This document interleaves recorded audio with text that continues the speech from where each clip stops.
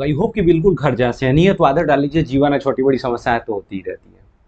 आज के इस वीडियो में हम लोग यूरोप में जो राष्ट्रवाद पढ़े हुए थे, बहुत अच्छे ढंग से कॉन्सेप्ट को भी समझे हुए थे।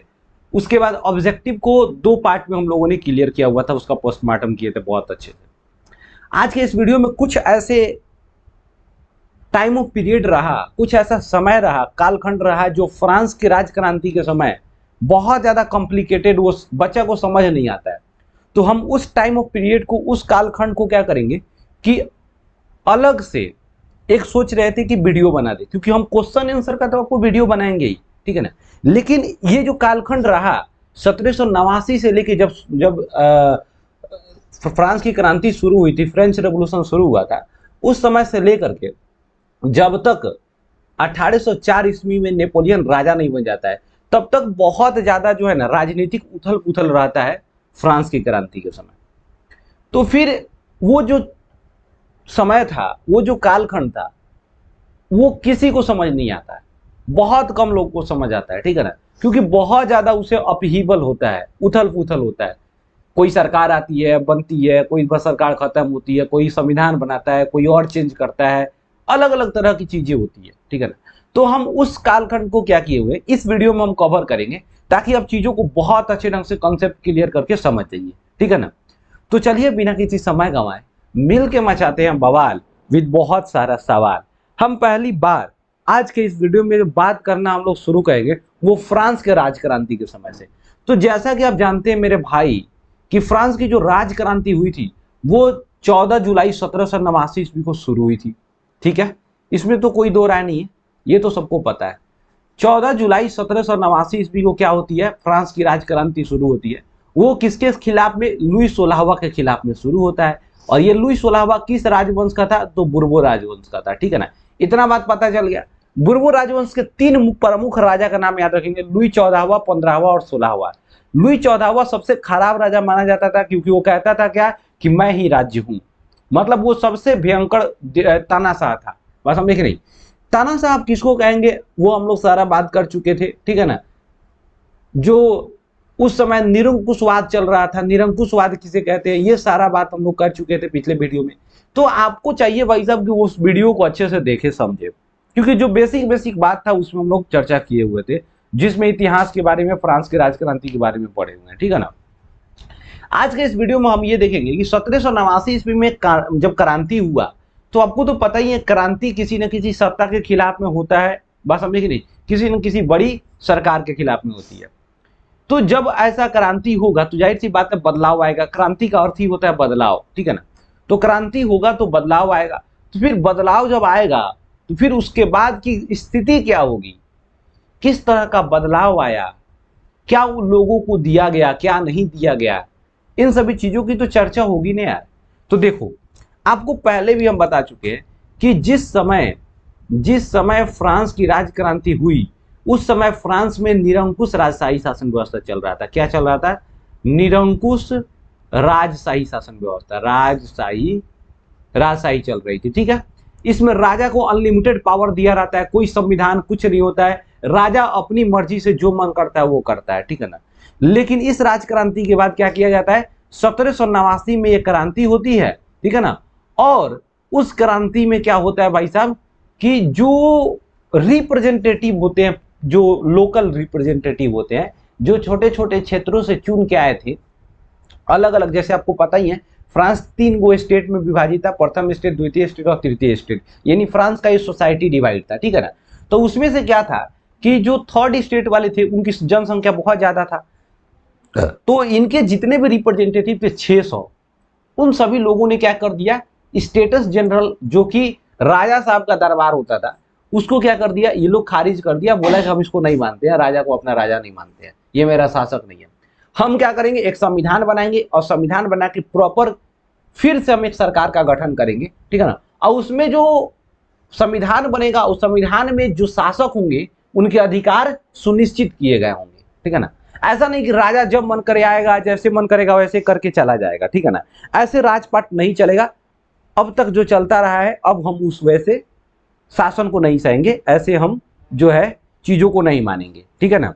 तो क्या होता है कि वहां पर नेशनल, यहां पर आप याद रखिएगा 1774 से 89 तक क्या होता है मेरे भाई, 1789 से 74, 1774 से 89 तक तो लुई 16वां का शासन रहता है। 1789 में क्रांति होता है और उस समय नेशनल असेंबली बनता है,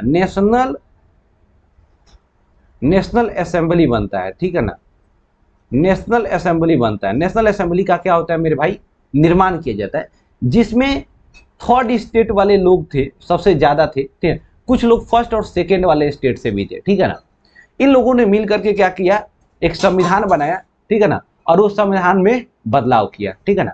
अब वो भी शासन ज्यादा दिन तक नहीं रहता इन लोगों का, और 1793 ईस्वी में क्या हो जाता है, जनवरी के महीना में 21 जनवरी 1793 को लुई 16वां को फांसी पर चढ़ाया जाता है। कुछ दिन के बाद उसके राजा को भी, उसके रानी को भी चढ़ा दिया जाता है फांसी पर, और वहां पर कन्वेंशन का शासन आ जाता है, जिसको हम कहते हैं जैकोबिन पार्टी का वहां पे शासन आ जाता है, ठीक है ना। और वो भी ज्यादा दिन तक नहीं चलता है, 94 में वो भी खत्म हो जाता है। उसके बाद डायरेक्टरी का रूल आता है, 1799 तक चलता है, फिर वो भी खत्म हो जाता है। फिर 1799 से 1804 ईस्वी तक ये काउंसिल का रूल चलता है, और फिर 1804 में फाइनली जो है आपका नेपोलियन राजा बन जाता है, ठीक है ना। तो हम उसी चीज को देखेंगे। देखिए 1789 ईस्वी में कन्वेंशन, ये गलती लिखा गया है, कन्वेंशन का स्थापना नहीं हुआ था मेरे भाई, असेंबली का, अभी जस्ट बात की हम, असेंबली का स्थापना हुआ था। ये कन्वेंशन का स्थापना नहीं, असेंबली का स्थापना हुआ था, ठीक है ना, नेशनल असेंबली का स्थापना हुआ, ठीक है ना। कन्वेंशन का स्थापना तो बाद में हुआ, ठीक है ना। तो 1789 में क्या होता है, नेशनल असेंबली बनता है, असेंबली, ठीक है ना, असेंबली का निर्माण होता है 1789 में, ठीक है ना। और ये लोग संविधान 1791 में मतलब बना कर तैयार कर देते हैं। तो इन लोगों ने जो संविधान बनाया, उसके बाद जो नया सरकार आया, ठीक है ना, उस सरकार को क्या कहा गया, तो संवैधानिक राजतंत्र कहा गया। संवैधानिक धानिक राजतंत्र, राजतंत्र भाई मेरे, संवैधानिक राजतंत्र का क्या मतलब है, मतलब कि राजा अभी भी जो, मतलब शासक, प्रमुख जो शासक होगा अभी भी राजा होगा, बात समझे कि नहीं। लेकिन वहां पर क्या होगा कि पहले राजा अनलिमिटेड पावर को प्ले करता था, बात समझे कि नहीं, उसके पास पावर का कोई लिमिटेशन नहीं था। लेकिन अब एक संविधान बना दिया गया और संविधान में पावर को लिख दिया गया, ठीक है ना। और संविधान यानी राजा के पैरेलल, बात समझे कि नहीं, बराबरी कुछ और भी क्या किया गया, बॉडी बनाया गया, जिसको कुछ पावर दिया गया, ताकि पूरा का पूरा पावर राजा में ही सुनिश्चित नहीं हो जाए, निहित नहीं हो जाए, नहीं तो फिर राजा क्या बन जाएगा, तानाशाह बन जाएगा, बात समझे कि नहीं। तो इस तरह क्या हुआ कि अलग अलग बॉडी का निर्माण हो, जैसे हमारे यहाँ देख लो, आप देखो विधायिका है, कार्यपालिका है, न्यायपालिका है, ठीक है ना। तो पावर सबका अलग अलग है, तभी तो वहां पर चेक एंड बैलेंस होता है, वहां पर क्या नियंत्रण एक दूसरे पर रखा जाता है। नहीं तो पावर किसी एक बॉडी को दे दिया जाएगा तो फिर उसको जैसे मन करेगा वैसे घुमा सकता है सरकार, ठीक है ना, उस चीज को। तो इसीलिए पावर को डिस्ट्रीब्यूट किया जाता है, पावर को सेपरेट किया जाता है, जिसे हम कहते हैं शक्ति पृथक्करण का सिद्धांत। इससे क्या होगा कि संतुलन बना रहता है सत्ता में, ठीक है ना, ये चीज हो गई। अब तो देखो क्या बदलाव आता है, संवैधानिक राजतंत्र में क्या हो गया, संविधान बना और उसके अंतर्गत राजा के अधिकार को सुनिश्चित किया गया। राजा अब जो है असीमित अधिकार नहीं रहा, मतलब राजा के पास कोई अब असीमित अधिकार नहीं रहा, अब उसके पास सीमित अधिकार रह गया, ठीक है। अब आया कि संविधान में क्या क्या बदलाव आया, तो अब इसको थोड़ा सा देखते हैं। करे क्या है, लोगों को सामाजिक, आर्थिक और कानूनी समानता का अधिकार दिया गया, मतलब अब समाज में सभी लोग टैक्स देंगे, ठीक है ना। उसके बाद ये आया कि आर्थिक, यहां पर समानता, आर्थिक समानता से देखो, आर्थिक समानता का मतलब यहां पर यह रखा जाएगा कि अब स्टेट में ऐसा नहीं होगा कि कुछ लोग टैक्स देंगे कुछ लोग टैक्स नहीं देंगे, बात समझे कि नहीं। समाज में ऐसा नहीं होगा कि कुछ लोग अलग स्टेट में आ रहे हैं तो उनको कुछ विशेषाधिकार दिया गया है, वो अपना टैक्स लगाएंगे बाकी लोगों पर, ठीक है ना। तो ये इस तरह का था। आर्थिक समानता में आपको टैक्स सबको देना है। दूसरा ये हो गया कि यहां पर ऐसा नहीं होगा कि सरकार जो है आर्थिक रूप से किसी एक वर्ग के लोगों को हेल्प कर रहा है, बाकी वर्ग के लोगों को हेल्प नहीं कर रहा है। दूसरा ये कि समाज में ऐसा नहीं होगा कि एक वर्ग क्या है, अरबपति खरबपति बन गया है, और एक वर्ग मतलब एक वक्त के खाने के लिए क्या हो रहा है कि वो कठिन परिश्रम कर रहा है, ठीक है ना, फिर भी वो जुटा नहीं पा रहा है। तो इससे आर्थिक असमानता होता है बेसिकली। लेकिन समानता वहां पे स्थापित करने का प्रयास किया गया। कानूनी समानता का मतलब हो गया कि कानून के समक्ष सब कोई बराबर होंगे, ठीक है ना। तो ये सारा चीज का स्थापना किया गया नए संविधान में। दूसरा, सक्रिय नागरिकों को मत देने का अधिकार दिया गया। देखो अब यहां पर एक टर्म लाया कि सक्रिय नागरिक को मत देने का अधिकार दिया गया। तो कहने का मतलब सक्रिय नागरिक किसे कहेंगे? इसको हम बोलते थे एक्टिव सिटीजन। Active citizen. तो फिर सक्रिय नागरिक किसको कहेंगे? देखिए इस संविधान में बस समझ नहीं, बाकायदा इस सक्रिय नागरिकों का एक डिफिनेशन दिया गया, बताया क्या गया कि वही व्यक्ति सक्रिय नागरिक कहलाएंगे, बस समझ नहीं, वैसा पुरुष, ध्यान में रखिएगा, वैसा पुरुष जो 25 साल का हो गया हो और जो सरकार को, स्टेट को टैक्स पे करता हो, उसे हम सक्रिय नागरिक कहेंगे। तो यहां पर एक बात है कि पुरुष, इसमें महिला, कोई महिला शामिल नहीं है, चाहे वो 25 की है, चाहे वो 30 की है, चाहे वो टैक्स देती है नहीं देती है। तो इसमें महिलाओं को क्या कर दिया गया? मत देने के अधिकार से क्या कर दिया गया? बाहर रख दिया गया। लेकिन सक्रिय नागरिक को क्या किया गया? इसमें रखा गया। सक्रिय नागरिक 25 साल के ऊपर होंगे, सरकार को टैक्स दे रहे होंगे, ठीक है ना, उसे सक्रिय नागरिक कहा गया। तो इस बात से तुम क्या सोच रहे हो कि जो लोग टैक्स दे रहे हैं वो अब वोट देंगे। अब जो टैक्स देंगे वो वोट देंगे, इसका मतलब ये होगा कि कौन लोग टैक्स देंगे? जो धनी वनी लोग होंगे समाज में, जिनका स्थान जो है आर्थिक रूप से काफी ऊपर है, बस समझ ना, आर्थिक रूप से काफी समृद्ध है वो लोग। तो वो लोग सरकार में टैक्स, मतलब क्या करेंगे? सरकार में टैक्स दे रहे हैं, टैक्स दे रहे हैं इसलिए वो लोग वोट देंगे, वोट, राइट टू वोट होगा। तो अब सोचो कि राइट टू वोट उनके पास है, तो क्या वो गरीब लोगों में से चुन पाएंगे? किसी को चुनेंगे वो लोग? नहीं, अपने बीच में से चुनेंगे, ठीक है ना। जो जाएगा तो फिर इन्हीं के बारे में सोचेगा, इन्हीं के हित का ख्याल रखेगा, गरीबों का कोई यहाँ पर देखा नहीं जाएगा, बस समझ नहीं, गरीबों के हित का कोई ख्याल नहीं रखा जाएगा, बस समझ, क्योंकि सत्ता में किसका वर्चस्व बढ़ जाएगा? जो धनी वनी लोग हैं उनका वर्चस्व बढ़ जाएगा, ठीक है ना। तो ये बेसिकली एक बात था। दूसरी का सामंती व्यवस्था को खत्म कर दिया गया। सामंती व्यवस्था बेसिकली एक, ये जो होता है कृषि से संबंधित व्यवस्था होता है, हालांकि इसको आर्थिक और सामाजिक व्यवस्था कहा जा सकता है, ठीक है ना। इसमें राजा जो होता है अपने एक प्रतिनिधि के रूप में किसी खास क्षेत्र में आने वाले जमीन का मालिक बना देता है कि देख भाई तू इस जमीन को देखते रहियो, ठीक है ना, और इस पर खेती करवाओ, इस क्षेत्र के जितने भी किसान हैं इनसे खेती करवाओ, और इससे जो उपज होने वाला है उसका कुछ भाग हमको दे दो, ठीक है ना, और बाकी जो है, बाकी क्या मतलब कुछ भाग अपने पास रखो और कुछ किसानों में बांट दो, ठीक है ना, ताकि वो लोग भी अपना मजदूरी लेंगे और अपना जीवन यापन करेंगे, ठीक है ना। तो बेसिकली समझने का यही मतलब है कि एक तरह का आर्थिक भी था, सामाजिक किस तरह था।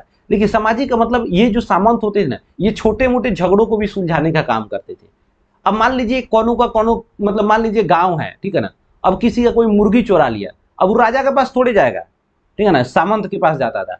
किसी से कोई गाली दे दिया, झगड़ा कर लिया, छोटा छोटा बात है ना। किसी का कोई सामान चुरा लिया तो ये राजा के पास नहीं जाएगा, ठीक है ना। राजा के पास कब जाएगा? जब सामंत इस चीज को नहीं सुलझा पा रहा, ठीक है ना। तो सामंत जो होते थे वो छोटी मोटी झगड़ों को भी सुलझाया करते था सब, ठीक है ना। हालांकि ऐसा उसके पास अधिकार नहीं होता था ऑफिशियली, लेकिन फिर भी अब राजा उसको कुछ ना कुछ, जाहिर सी बात है कि इतना पावर दिया हुआ है कि पूरे जमीन का मालिक है। तो गांव में क्या होता है, ऐसा देखना कि पढ़े लिखे, ज्यादा पढ़े लिखे लोग होंगे या धनी मनी लोग होंगे, उनको भगवान, उनको जो गांव के लोग होंगे भगवान समझ लेते हैं, ठीक है ना, बहुत इज्जत देने लग जाते हैं। अपने छोटी छोटी जो गलती होंगी, घर में जो समस्या उत्पन्न होगा, लेके जाएंगे, साहब देखो ना ये हो गया, मेरा बेटा ये कर दिया, ऐसे कर दिया, वो कर दिया, अब इसको बताइए आप कैसे करें। तो उनसे सलाह लेने लग जाते हैं। बड़ा नॉर्मल बात है, हमारे समाज में बड़ा आम बात है। दूसरा क्या कर, संवैधानिक राजतंत्र का स्थापना, अभी जस्ट बात किए कि संवैधानिक राजतंत्र का स्थापना किया गया। राजतंत्र ही था, राजा लुईस 16वां ही था, ठीक है ना, लेकिन अब उसके पावर को नियंत्रित कर दिया गया, ठीक है ना। इसीलिए तो उसके पावर को जब नियंत्रित किया गया तो वो सोचने लगा कि किस तरह हम इस चीज से छुटकारा पाए, संविधान नामक जो बंधन हमारे ऊपर है उसको हटाया जाए। इसलिए वो क्या किया कि जो फ्रांस के आसपास वाले जहां भी निरंकुश शासन चल रहा था, जैसे प्रसा था, ऑस्ट्रिया था, उसके बाद आप देख लिए तो ब्रिटेन था, इन सभी से जाकर के टाई अप करने लगा। कौन? लुईस 16वां, कि देखो भाई बड़ी गड़बड़ हो गलो, हमारे यहाँ संविधान बना के हमारे पावर, मतलब आप समझ जाओ कि एक ऐसा, मतलब एक शेर है जिसको जंगल में पहले छूटा था, जैसे मन करता था रहता था, जैसे मन करता करता था, अब उसको पिंजड़ा में रख दिया गया है। तो वो शेर चाहेगा किसी न किसी स्थिति में हम इस पिंजड़ा से बाहर निकले, और लुईस 16वां यही करने लगा। आंतरिक रूप से जाकर के, मतलब कि बाहर के जो देश थे उनसे ये क्या करने लगा, मीटिंग करने लग गया कि किसी भी तरीका से हमें शक्ति का प्रयोग करके किसी भी तरह से हमें इस संवैधानिक राजतंत्र को खत्म करना है। फिर से हमको अपने निरंकुश राजतंत्र पे आना है। तो धीरे धीरे लोगों को कैसा हूं पता चल गया। जब पता चल गया तो उस पर वहां, अब देखो एक लंबी कहानी है।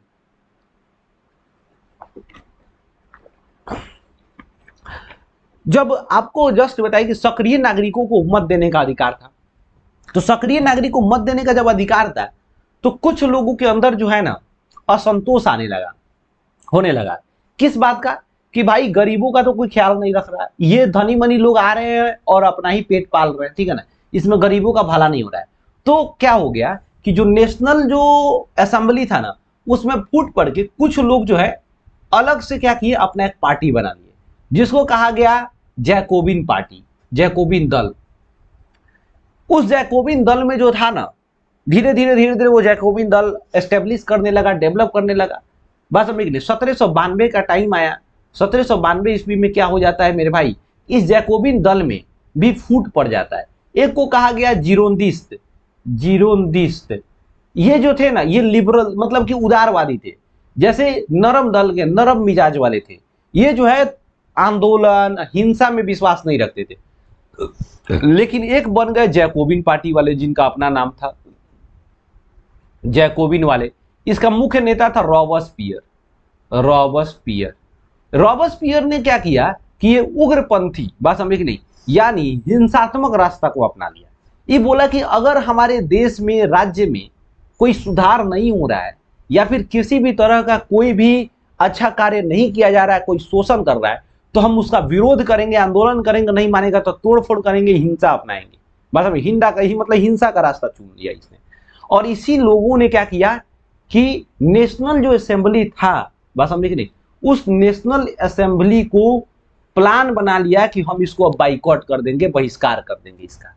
और इसी बीच में क्या करते हैं ये लोग, आंदोलन शुरू कर देते हैं, बात समझे कि नहीं, और देश में हिंसा भड़क जाता है हर जगह पे, ठीक है ना, माहौल बहुत खराब होता है। और इन लोगों ने क्या किया, राजा रानी को कैद कर लिया। लुई सोलावा के पत्नी को कैद कर लिया और बोला कि जब तक फिर से दोबारा चुनाव नहीं होगा, ठीक है ना, और उस चुनाव में सभी कोई को अधिकार होगा वोट देने का, ठीक है ना, तब तक हम राजा रानी को नहीं छोड़ेंगे। अब मजबूरी हो गया नेशनल असेंबली का चुनाव कराना। नेशनल असेंबली का चुनाव हुआ, इन लोगों ने बहुत अच्छे ढंग से अपना प्रचार प्रसार करवाया था, ठीक है ना, और इन लोगों का जाहिर सी बात है कि जीत पक्की थी, क्योंकि इन लोग गरीबों का सपोर्ट किया, ठीक है ना। जो महंगाई बढ़ा था, पाव रोटी, मीट, ये सब का दाम बहुत कम कर दिया इन लोगों ने। अब इन लोगों का बहुमत मिला, जीत गए। जैसा ही जीते इन लोगों ने, नेशनल कन्वेंशन वाले, जिसको हम लोग जैकोबिन दल, यहां पर देखो 1793 के नेशनल कन्वेंशन की बात किया जा रहा है, ठीक है ना, 1793 इन लोगों ने पार्टी बनाया और राजा और रानी पर देशद्रोह का केस चला के उस पर राज मतलब कि देशद्रोही घोषित करके, बस समझ गए, 21 जनवरी 1793 को क्या कर दिया गया, उनको फांसी पर चढ़ा दिया गया, ठीक है। अब देखो 1700 जैकोबिन क्लब का स्थापना होता है, जैकोबिन दल का स्थापना होता है यहाँ पर। अब इन लोगों ने क्या बदलाव किया, जैकोबिन दल वाला क्या बदलाव किया, सबसे पहले राजा और रानी को गिलोटीन पर चढ़ा दिया, ठीक है ना। दूसरा, गिलोटीन एक प्रकार का मशीन होता था, समझिए लेडी काटा की तरह, लेकिन लेडी काटा में क्या होता है कि एक गोल गोल लगा होता है जिसमें हम चलाते हैं, लेकिन उसमें क्या होता है कि एक बड़ा सा ब्लेड लगा होता है, भारी भरकम ब्लेड लगा, तो उसको रस्सी से बांधा हुआ रहता है। और कोई भी व्यक्ति का जो है, अब वहां पे क्या होगा कि एक ठेहा की तरह रहता है, व्यक्ति का गर्दन ले जाइए, फंसा दीजिए और ऊपर से ब्लेडवा छोड़ दीजिए, खचाक से काटा देगा। तो ये गिलोटीन बेसिकली क्या था, उस समय जो है ना, फ्रांस में एक राजा अति डॉक्टर साहब थे, वो वही इस गिलोटीन को बनाए थे, उन्हीं के नाम पर गिलोटीन इस मशीन का नाम रखा गया, ठीक है ना।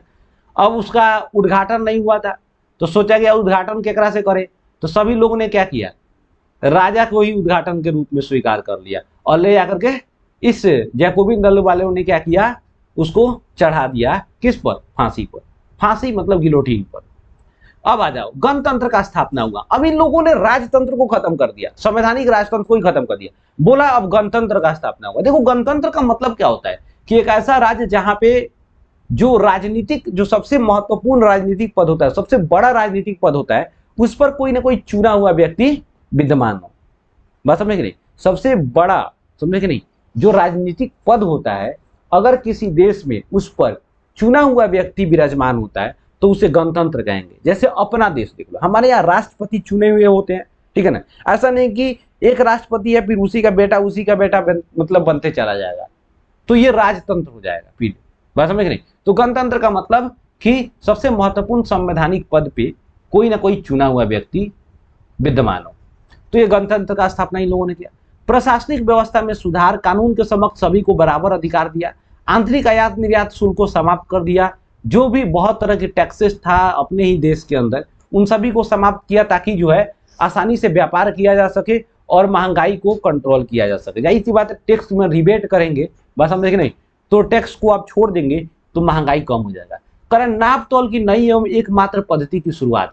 अब ये नया नाप तोल का क्या किया, नया नाप तोल की पद्धति का शुरुआत किया, क्योंकि बहुत तरह की भ्रष्टाचार चल रही थी, अलग अलग जगहों पर अलग तरह की बटखारा का यूज किया जाता था, अलग तरह के भी। स्थानीय बोली के स्थान पर फ्रेंच भाषा राष्ट्रीय भाषा को मान्यता दी गई। अब स्थानीय भाषा जहां पे अलग अलग क्षेत्र में बोले जाते थे, जैसे अपने ही राज्य में देख लीजिए, जहां जाइएगा कहीं छीछा बोला जाता है, कहीं पे भोजपुरी खांटी भोजपुरी बोला जाता है, अलग अलग तरह की भाषा बोली जाती है। तब उसके जगह पर सब हिंदी भाषा को बढ़ावा दिया गया, उसको राष्ट्रीय भाषा बनाया गया। खाद्य पदार्थों के अधिकतम मूल्य निर्धारित किए गए। जो खाद्य पदार्थ है इसमें करप्शन नहीं हो, इसमें लोग जो है एक तरह से ब्लैकमेल करके बेचे नहीं, इसका अधिकतम मूल्य एमआरपी क्या किया गया, मैक्सिमम रिटेल प्राइस को निर्धारित किया गया। जैसे मान लीजिए मैक्सिमम रिटेल प्राइस जिस पर एमआरपी लगा रहता है, मान लीजिए अगर 10 रुपया, तो 10 रुपया से अगर 1 रुपया ज्यादा बेचेगा तो उस पर केस हो जाएगा। 10 रुपया से कम बेच सकता है, लेकिन यहां मैक्सिमम रिटेल प्राइस बताया गया है कि इससे आप ज्यादा नहीं बेच सकते। तो सिंपल बात है कि उससे ज्यादा बेचेंगे तो सरकार आप पर कार्रवाई कर देगी, ठीक है। तो ये जो आप देखें इतना, तो ये बदलाव कौन किया था, ये नेशनल असेंबली वाले किए थे कि नेशनल कन्वेंशन वाले, नेशनल कन्वेंशन वाले, ठीक है ना, 1793 ईस्वी में। अब देखिए आपको तो पता ही है ये सारा चीज चलने लग गया, ठीक है ना। फिर 1794 ईस्वी तक ये रॉबर्सपियर का शासन समाप्त होता है, इसके 92 को साथी को पकड़ के गिलोटीन पर चढ़ा दिया जाता है, बहुत बड़ा कांड होता है। 1794 में डायरेक्टरीशिप बनता है, ठीक है ना, डायरेक्टरीशिप बनता है जिसमें 5 लोगों का ग्रुप होता है। फिर भी ये शासन बढ़िया से नहीं चलता है क्योंकि 5 लोगों में मनमुटाव होता है। और 1799 में अक्टूबर महीना में फ्रांस में नेपोलियन वापस आता है और कुछ अधिकारियों के साथ मिलकर सैनिक तख्ता पलट करता है और 1799 में ये खुद काउंसिल बन जाता है, प्रथम काउंसिल। और इसमें 3 लोगों का ग्रुप होता था और तीनों मिल करके शासन करने लगे। लेकिन नेपोलियन को लगा कि बेकार का 3 लोग चक्कर में पड़े हुए, हम अकेले राजा बन सकते हैं। 1804 ईस्वी में लोगों को लॉलीपॉप दिया और वो लॉलीपॉप का नाम क्या था, नेपोलियन कोड, नेपोलियन कोड, ठीक है ना, नेपोलियन कोड दिया था, ठीक है ना। अब उसके बाद जिसको नेपोलियन संहिता भी कहते हैं, बहुत अच्छा कानून बनाया, लोग खुश हो गए और लोग खुश होने के बाद इसको राजा बना दिए। तो 1804 ईस्वी में नेपोलियन क्या बन गया, राजा बन जाता है। लेकिन ये जब राजा बना तो बहुत अच्छा काम करने लगा, सुधार करने लगा। तो बाकी जो आसपास वाले जो देश के राजा थे ना, उन चिंता में पड़ गए कि अगर ये इतना अच्छा काम करते रह गया तो बाकी लोग भी हमारा विरोध करना शुरू कर देंगे, ठीक है ना, तो फिर मेरा दुकान बंद हो जाएगा। इसलिए इन लोगों ने प्लान बनाया, जैसे मान लीजिए ऑस्ट्रिया था, ब्रिटेन था, प्रसा था, रूस था, इन लोगों पर तो निरंकुशवादी राजा था। तो ये लोग जो है, ये यहाँ पर जो नेपोलियन सुधार कर रहा था, बस हम एक नहीं, लोकतांत्रिक मूल्यों का स्थापना कर रहा था, तो इन लोगों ने सोचा कि बड़ी गड़बड़ हो रहा है भाई साहब, इसको जरूर जल्दी से खत्म करना होगा, नहीं तो फिर से ये क्या करेगा, ये हमारा दुकान बंद करवा देगा। और नेपोलियन हालांकि धीरे धीरे सभी यूरोप पर कब्जा करते जा रहा था, ठीक है ना, इसलिए सारा कांड हुआ। और 4 देशों ने मिलकर के 1814 में वाटरलू का युद्ध होता है। 4 देश एक तरफ, ठीक है ना, जिसमें था ऑस्ट्रिया था, प्रसा था, ब्रिटेन था, रूस था, एक अकेले फ्रांस था एक तरफ, दूसरे तरफ, ठीक है ना। इसमें 1815 ईस्वी में फाइनली जो था आपका नेपोलियन हार जाता है और नेपोलियन को कैदी बना करके सेंट हेलिना द्वीप पर उसको रख दिया जाता है और वहां पर 1821 ईस्वी में मर जाता है, ठीक है।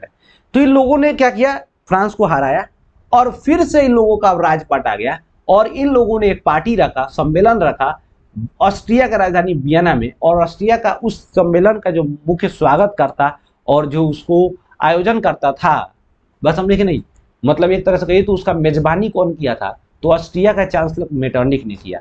और वो जो वियना कांग्रेस 1815 ईस्वी में, कांग्रेस का मतलब सम्मेलन समझिए, ये वियना में रखा गया और इसका मेजबान कौन, मतलब मेजबानी कौन किया था, मेटरनिक किया, मेटरनिक किया था, ठीक है ना, मेटरनिक करता है, ठीक है ना। तो आई थिंक ये वाला बात आपको समझ आया। तो फिर इस कांग्रेस में हुआ क्या क्या, इस सम्मेलन में हुआ क्या, तो कौन कौन से राष्ट्र शामिल थे? प्रूसिया, ऑस्ट्रिया, ब्रिटेन, रूस, आप 4 को याद रखेंगे। फिर इस 1815 ईस्वी का मतलब कि जो कांग्रेस का स्थापना किया गया, वियना कांग्रेस, फिर उसका उद्देश्य क्या था, ठीक है ना, उस चीज को समझिए। देखिए क्या कह रहे हैं कि इसका उद्देश्य नेपोलियन द्वारा यूरोपीय राजनीतिक व्यवस्था में लाए गए परिवर्तन को समाप्त करना है एवं नेपोलियन के पूर्व के शक्ति संतुलन को बनाए रखना। ये सम्मेलन क्यों रखे इन लोगों ने, जो जीते हुए देश थे? इन लोगों ने सोचा कि नेपोलियन जो भी बदलाव किया है, जो भी चीज इन लोगों ने सुधारा है नेपोलियन ने, उन सभी को खत्म करेंगे। फिर से जो पुराना व्यवस्था चला आ रहा था, ठीक है ना, पुरानी जो सिस्टम चली आ रही थी, फिर से उसी को हम स्थापना कर उसी का स्थापना कर देंगे, ठीक है ना। आई थिंक ये वाला बात समझ आ गया ना आपको, कि इन लोगों ने नेपोलियन के द्वारा जो परिवर्तित किया गया था, जो लोकतांत्रिक मूल्यों का स्थापना किया गया था, उन सभी को खत्म करके फिर से पुरानी जो विधि व्यवस्था था उसी को स्थापित कर दिया, ठीक है ना। तो ये हो गया बात। परिणाम क्या हुआ? 1815 ईस्वी के वियना कांग्रेस का क्या परिणाम रहा? तो सबसे पहले नेपोलियन युग का अंत हो गया। नेपोलियन का अंत हो गया तो नेपोलियन युग का अंत हो गया, और वहीं से मेटरनिक युग का आरंभ होता है। तो मेटरनिक युग पूछेगा था 1815 से 1848 ईस्वी। 48 ईस्वी में भी फिर नेपोलियन क्या हो जाता है? इंग्लैंड भाग जाता है, ऑस्ट्रिया में बहुत भयंकर बवाल मचता है, आंदोलन होता है और वहां से भाग जाता है, ठीक है ना। दूसरी बात यह कर रहा है कि फ्रांस द्वारा जीते गए सभी राष्ट्रों को वापस किया गया। फ्रांस जिस जिस राष्ट्र पर कब्जा किया था उसको फिर से जिसका जिसका जो जो था उसको वापस कर दिया गया। इटली छोटे छोटे राज्यों को विभाजित कर दिया गया, और फिर से इटली को छोटे छोटे राज्य में विभाजित करके अलग अलग लोगों का, अलग अलग देशों का उस पर दे दिया गया। जैसे मान लीजिए इटली है, जैसे मान लीजिए भारत है। अब भारत मान लीजिए क्या कर रहा है कि अगर भारत है और उस पर कोई कब्जा अगर करता है तो भारत को तोड़ने के लिए क्या करेगा?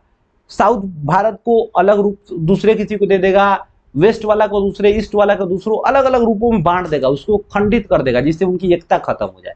उसी तरह इटली को भी बांट करके और उस पर फ्रांस का, ऑस्ट्रिया का, प्रूसिया का, अलग अलग लोगों का इस पर राज्यों का अधिकार दे दिया। चल भाई तू इसको देख, तू इसको देख। इससे फ्रांस इटली बिल्कुल बिखर गया और वो उनकी एकता कमजोर कर गई। दूसरी, फ्रांस और स्पेन में पुनः बुर्बो वंश का स्थापना किया गया। यानी जो मेटरनिक युग मतलब कि 1815 ईस्वी का जो सम्मेलन हुआ उसमें फिर से क्या किया गया, उसमें जो स्पेन था, स्पेन का कुछ भाग, और फ्रांस, इन दोनों पर फिर से बुर्बो राजवंश का स्थापना किया गया। और लुई 18वां को क्या बनाया गया? लुई 18वां को वहां का राजा बनाया गया। जर्मनी पर ऑस्ट्रिया का प्रभाव स्थापित हो गया। जर्मनी पर कौन प्रभावित, मतलब उसका किसका प्रभाव स्थापित हुआ? जर्मनी पर ऑस्ट्रिया का। कर पवित्र संघ चतुर्मैत्री राष्ट्र का स्थापना हुआ। पवित्र संघ का मतलब चारों देशों ने मिलकर, प्रूसिया, ऑस्ट्रिया, रशिया और ब्रिटेन, ये चारों देशों ने मिलकर क्या किया मेरे भाई? अपना एक गठबंधन किया, बस मित्रता की, जिसको पवित्र संघ कहा गया, ठीक है ना। इतना बात तो तुम्हें समझ आएगा कि 1815 में क्या क्या हुआ था। अब आए मेटरनिक का क्या क्या सिद्धांत था। मेटरनिक बहुत ही खतरनाक टाइप का शासक था, ठीक है ना। वो कभी नहीं चाहता था कि लोकतांत्रिक मूल्यों का स्थापना हो, हमेशा चाहता था निरंकुशवाद को बढ़ावा मिले, ठीक है ना, और किसी तरह का कोई उसमें परिवर्तन नहीं आए, लोग उसके खिलाफ में नहीं बोले, हमेशा मेटरनिक का कहना था। मेटरनिक कहता था कि शासन करो लेकिन परिवर्तन नहीं होने दो, उसका मूल मंत्र था। तो यहाँ पे क्या कर मेटरनिक का सिद्धांत में देखेंगे, उसका मूल मंत्र क्या था? शासन करो, परिवर्तन नहीं होने दो। दूसरा, पुरातन व्यवस्था का कट्टर समर्थक था, प्रेस पर प्रतिबंध लगा दिया, ठीक है ना। मेटरनिक व्यवस्था का सिद्धांत, यानी मेटरनिक व्यवस्था में क्या क्या किया गया था, तो ये सारा काम देखा गया। सांस्कृतिक कार्यक्रम पर प्रतिबंध, किसी तरह कोई सांस्कृतिक कार्यक्रम नहीं होगा। बात समझे कि नहीं? सांस्कृतिक कार्यक्रम के अंतर्गत क्या होता था? जो आपके पारंपरिक डांस है, पारंपरिक गीत है, पारंपरिक नाटक है, वो अलग अलग क्षेत्रों में कराए जाते थे, जिससे लोगों में एकता बढ़ती थी, लोग अपने संस्कृति से हमेशा जो है जुड़े रहते थे। तो ये मेटरनिक खत्म कर दिया, बोला कि ये सब कुछ नहीं चलेगा। दूसरा, जासूसों द्वारा नागरिकों की गतिविधियों को निगरानी। अब मेटरनिक अलग अलग क्षेत्रों में, जहां जहां ऑस्ट्रिया था, फ्रांस था, जर्मनी, प्रूसिया था, इन सभी क्षेत्रों में क्या किया, क्योंकि सभी तो इसी का मित्र था सब, ठीक है ना, और सब जगह पर अपना जासूस रख दिया कि क्या लोग हमारे बारे में गलत तो कुछ नहीं सोच रहे हैं, कोई प्लान तो नहीं बना रहे हैं, ठीक है ना। इसलिए जासूस उन लोगों ने अलग अलग जगह पे रख दिया, ताकि उनके बारे में कोई किसी भी तरह का अगर निगेटिविटी फैला रहा है तो उसको पकड़ के तुरंत उसकी व्यवस्था बना दो, ठीक है ना। अगला बात, विश्वविद्यालय में शिक्षकों एवं छात्रों पर निगरानी रखने के लिए गुप्त जासूस रखेगा। जो बड़े बड़े कॉलेज थे, अब जाहिर सी बात है किसी भी देश में समझ युवाओं को अगर आप सिखा पढ़ा देंगे, किसी के खिलाफ कर देंगे, तो समझिए बहुत बड़ा रेवोल्यूशन आ जाएगा। तो ये जो नेपोलियन मेटरनिक था ना, ये बड़ी होशियार था। ये सोचा कि देखो बूढ़े लोग से कुछ नहीं होगा, जो भी बवाल होगा खतरनाक वो होगा छात्रों से, जो युवा छात्र हैं।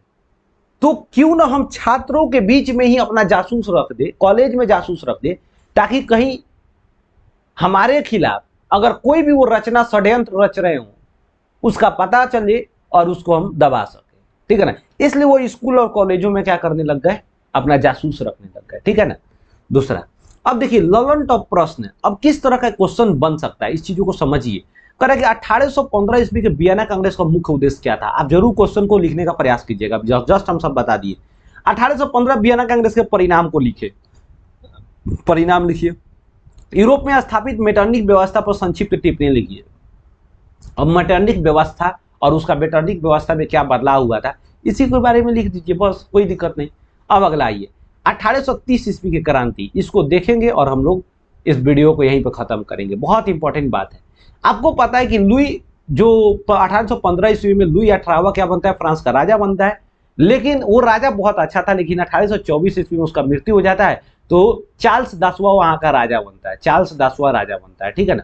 चार्ल्स 10वां ये बड़ी नालायक टाइप का राजा था, खतरनाक था। ये नहीं चाहता था कि हम संवैधानिक राजतंत्र के अंदर कार्य करें, ये चाहता था कि हम भी निरंकुश राजतंत्र की तरह शासन करें, ठीक है ना। तो ये हमेशा संविधान को खत्म करने का प्रयास किया, ऐसा ऐसा काम किया जिससे संविधान को ठेस पहुंचे। संविधान नामक कोई भी चीज का इसका कोई वैल्यू नहीं था इसके सामने, ठीक है ना।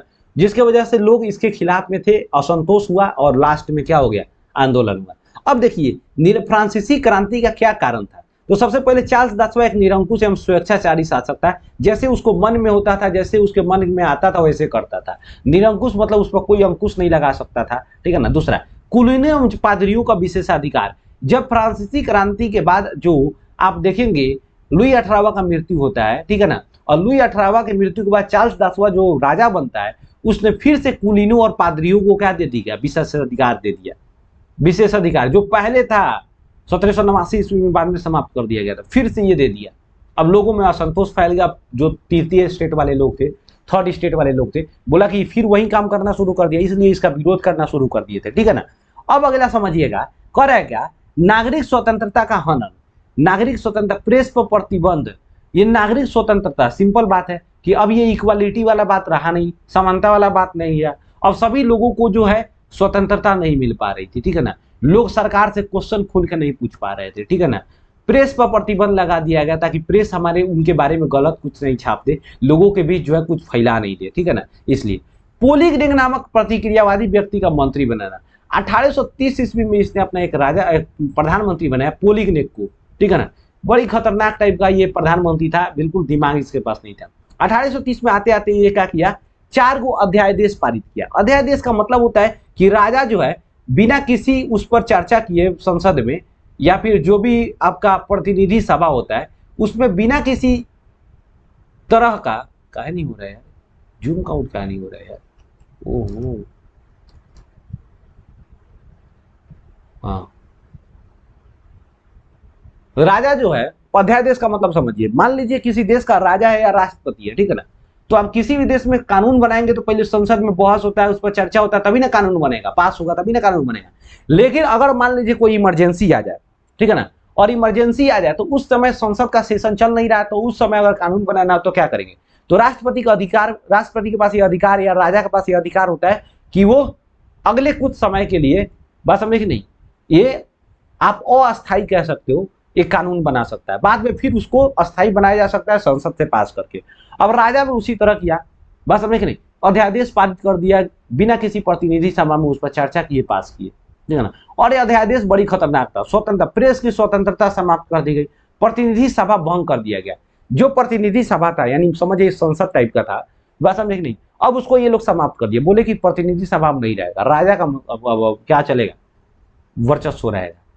चुनाव में मताधिकार केवल कुलीनों एवं धनिक वर्गों को दिया गया। अब चुनाव में अधिकार, फिर से वही बात आ गया, जो धनी मनी थे, कुलीन वर्ग के लोग थे, और जो धनिक वर्ग के आते थे उन्हीं को दे दिया गया, ठीक है ना। अब फिर से वही बात हो गया कि शासन में धनिक वर्गों का वर्चस्व बढ़ जाएगा। नए चुनाव की घोषणा किया गया और नए चुनाव कराने की घोषणा की गई। तो ये था 4 अध्यादेश। जैसे ही ये 4 अध्यादेश आया, लोगों में गुस्सा आया और लोगों ने 26 जुलाई को क्या कर दिया, आंदोलन शुरू कर दिया। ठीक है ना। अब देखिए क्या हुआ 1830 ईस्वी क्रांति के समय, कौन कौन सी घटना हुआ, उसी चीज को समझेंगे थोड़ा सा। महत्वपूर्ण घटना 1830 ईस्वी के समय था। 26 जुलाई को जनता विद्रोह कर देता है। जनता का नेतृत्व लाफायते के द्वारा किया गया। लाफायते कौन थे? देखिए अमेरिकी क्रांति हुई थी उस समय, फ्रांस से सैनिक गए थे अमेरिका लड़ने। ठीक है ना, अमेरिका के तरफ से। तो उस सैनिक का जो सबसे सेनापति थे, मुख्य लीडर सेनापति थे, उनका नाम लाफायते था। तो लाफायते जो थे अब वृद्ध हो चुके थे, लेकिन 1830 ईस्वी का समय ये जो जनता थी उसका नेतृत्व इन्होंने किया हुआ था। ठीक है ना। 27, 28 और 29 जुलाई को भयंकर बवाल चलता है। बात समझे कि नहीं, जोरदार क्रांति होती है। और वहां पर क्या होता है, ये 3 दिन गौरवशाली दिन के रूप में माना जाता है। 31 जुलाई को चार्ल्स 10वां फाइनली जो है इसको लगता है कि अब हमसे नहीं होने वाला है, संभालने वाला नहीं है, और वो गद्दी छोड़ के इंग्लैंड भागा जाता है, मतलब पलायन कर जाता है। ठीक है, ये बात रहा। अब देखिए क्या परिणाम हुआ 1830 ईस्वी में। 1830 ईस्वी क्रांति का परिणाम समझिए, बुर्बो राजवंश का सत्ता समाप्त हो जाता है इसमें 1830 ईस्वी में।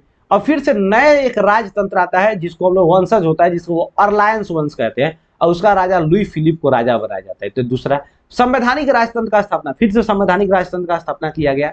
दूसरा पुनः उदारवादी नीति अपनाया गया, फिर से जो है यहाँ पर लोगों को स्वतंत्रता दिया गया, फिर से लोगों को जो है अधिकार दिए गए। ठीक है ना। तो ये सारी चीजें दी गई, तो इसी को कहेंगे पुनः उदारवादी नीति अपनाया गया। अन्य यूरोपीय देशों जैसे स्पेन, पुर्तगाल, स्विट्जरलैंड, पोलैंड में आंदोलन का शुरुआत हो गया। अब इसके देखा देखी बाकी सभी देशों में भी आंदोलन का शुरुआत हो गया। ये भी एक बहुत बड़ा परिणाम था। मेटर्निक व्यवस्था एवं वैधता के सिद्धांत को गंभीर चुनौती थी। अब मेटर्निक व्यवस्था क्या चाहता था, परिवर्तन नहीं हो। मेटर्निक व्यवस्था चाहता था कि हमेशा इन क्षेत्रों पर हमारा राज रहे, हम लोग जैसे चाहे वैसे हो, लेकिन यहाँ पर बदलाव आ गया। इसलिए उसकी जो चाह थी, उसकी जो इच्छा थी, वो पूरी नहीं हो चुकी, उसको चुनौती दे दिया गया लोगों के द्वारा। दूसरा, जर्मनी, इटली और एकीकरण का मार्ग प्रशस्त हुआ। जब यहाँ पर आंदोलन हुआ, क्रांति हुआ, तो जर्मनी में भी जो है लोगों के अंदर राष्ट्रवाद आया, लोग भी खिलाफ में बोलना शुरू कर दिए। तो एक तरह से उन लोग के भी अंदर आया कि नहीं, हम अपने देश का भी एकीकरण करें। ठीक है ना, और आगे बढ़े हम भी। तो उनके अंदर भी जो आया, ये जज्बा आ गया कि हम भी अपने देश का एकीकरण करें, आगे बढ़े। राजशाही एवं चर्च का प्रभाव कमजोर पड़ गया। अब राजा एवं चर्च का प्रभाव स्टेट पर बहुत ज्यादा था, जैसे मन होता था वैसे ही लोग करते थे। लेकिन जैसे ही ये शासन हुआ 1830 के बाद, वो राजशाही एवं चर्च का प्रभाव को कमजोर कर दिया। कानून बनाया गया इससे रिलेटेड। ठीक है ना। दूसरा, अब इससे रिलेटेड क्वेश्चन कैसे बन सकता है, तो देखिए 1830 ईस्वी के फ्रांसीसी क्रांति को लिखे, तो बिल्कुल आप लिख देंगे क्या क्या कारण हुआ था, क्या कांड हुआ था। ठीक है ना, और लास्ट में उसके परिणाम। कल 1830 ईस्वी क्रांति को कारणों को लिखिए। 1830 ईस्वी की जो फ्रांसीसी क्रांति हुई थी उसका कारण लिखना है, 1830 ईस्वी क्रांति के परिणाम लिखना है, और पोलिंग एक्ट द्वारा जारी किए गए 4 अध्यादेश कौन था। तो अब वही तो ये 4 अध्यादेश है जिसको आपको लिख देना है। यही वाला 4 अध्यादेश है, यही वाला 4 अध्यादेश है। लिख देंगे आराम से, बिल्कुल कोई दिक्कत नहीं, गर्दा उड़ा सकते हैं। ठीक है ना, एकदम बवाल तरीका से। तो आई होप कि ये वीडियो आपको बहुत अच्छा लगा हो, बहुत इंटरेस्टिंग लगा होगा। अगर वीडियो अच्छा लगा हो तो लाइक कीजिए, शेयर कीजिए दोस्तों के पास, चैनल को कंपलसरी सब्सक्राइब कीजिए। मिलते हैं नेक्स्ट वीडियो में नेक्स्ट टॉपिक के साथ बवाल मचाते हुए। तब तक के लिए जय हिंद।